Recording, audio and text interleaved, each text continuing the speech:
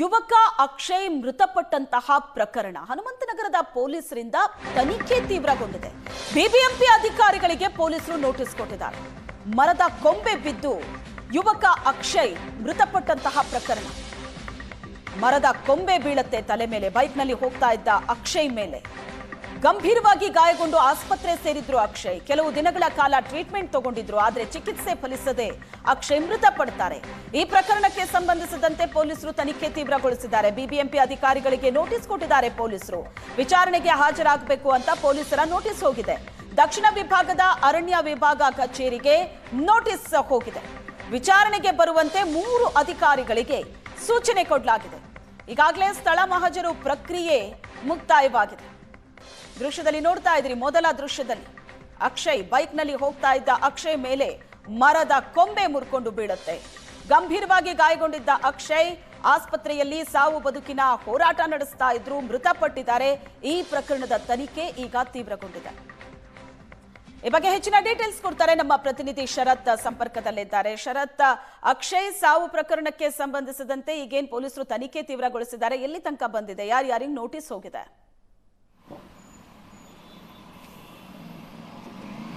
ಶ್ವೇತಾ, ಮರದ ಕೊಂಬೆ ಬಿದ್ದು ಯುವಕ ಅಕ್ಷಯ್ ಮೃತಪಟ್ಟಂತಹ ಪ್ರಕರಣಕ್ಕೆ ಸಂಬಂಧಪಟ್ಟಂತೆ ಈಗಾಗಲೇ ಹನುಮಂತನಗರ ಪೊಲೀಸ್ ಠಾಣೆಯಲ್ಲಿ ಒಂದು ಪ್ರಕರಣವೂ ಕೂಡ ದಾಖಲಾಗಿರುವಂಥದ್ದು. ಅವರ ಅಕ್ಷಯ್ ತಮ್ಮ ಆಗಿರುವಂತಹ ಬೆನಕರಾಜ್ ಎಂಬುವರು ಕೊಟ್ಟಂತಹ ಒಂದು ದೂರಿನ ಆಧಾರದ ಮೇಲೆ ಹನುಮಂತನಗರ ಪೊಲೀಸ್ ಠಾಣೆಯಲ್ಲಿ ಪ್ರಕರಣ ದಾಖಲಾಗಿದೆ. ಅದರ ತನಿಖೆಯನ್ನು ನಡೆಸುವಂತಹ ಕೆಲಸವನ್ನು ಈಗಾಗಲೇ ಪೊಲೀಸ್ ಸಿಬ್ಬಂದಿಗಳು ಮಾಡ್ತಾ ಇದ್ದಾರೆ.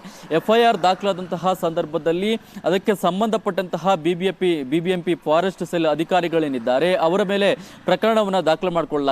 DF RF ಹಾಗೆ ಅವರ ಏನೇನು ಸ್ಥಳೀಯ ಸಿಬ್ಬಂದಿಗಳಿದ್ದಾರೆ ಅವರ ಮೇಲೆ ಪ್ರಕರಣವನ್ನು ದಾಖಲು ಮಾಡಲಾಗುತ್ತೆ. ಸದ್ಯ ಇದೀಗ ದಕ್ಷಿಣ ವಿಭಾಗದ ಬಿಬಿಎಂಪಿ ಫಾರೆಸ್ಟ್ ಸೆಲ್ ಆಫೀಸ್ ಏನಿದೆ ಅದಕ್ಕೆ ಒಂದು ನೋಟಿಸ್ ಅನ್ನು ಕೊಟ್ಟಿದ್ದಾರೆ ಎನ್ನುವಂತ ಒಂದು ಮಾಹಿತಿ ಲಭ್ಯವಾಗ್ತಿರುವಂಥದ್ದು. ಅದರಲ್ಲೂ ಕೂಡ ಪ್ರಮುಖವಾಗಿ ಅದಕ್ಕೆ ಸಂಬಂಧಪಟ್ಟ ಮೇಲ್ದರ್ಜೆಯಲ್ಲಿರುವಂತಹ 3 ಜನ ಅಧಿಕಾರಿಗಳಿಗೆ ನೋಟಿಸ್ ಅನ್ನು ಕೊಟ್ಟಿದ್ದಾರೆ.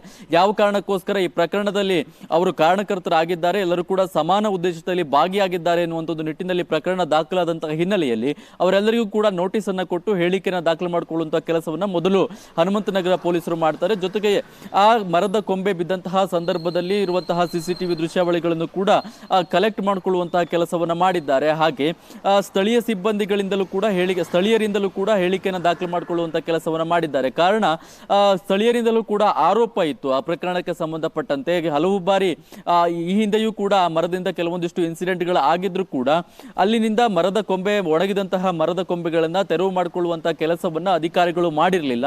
ಎಷ್ಟು ಬಾರಿ ಇನ್ಫಾರ್ಮ್ ಮಾಡಿದ್ರು ಕೂಡ ಅದರ ಬಗ್ಗೆ ನಿರ್ಲಕ್ಷ್ಯವನ್ನು ವಹಿಸಿದ್ರು ಎನ್ನುವಂತ ಒಂದು ಆರೋಪ ಕೂಡ ಕೇಳಿ ಬಂದಿತ್ತು.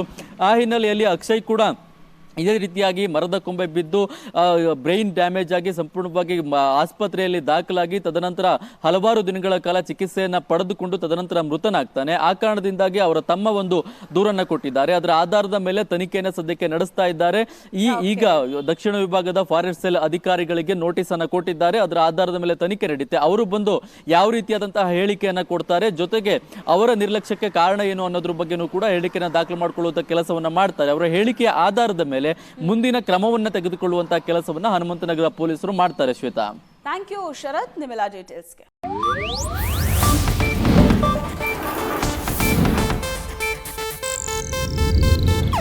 ಇದು ಏಷ್ಯಾನೆಟ್ ನ್ಯೂಸ್ ನೆಟ್ವರ್ಕ್ ಪ್ರಸ್ತುತಿ.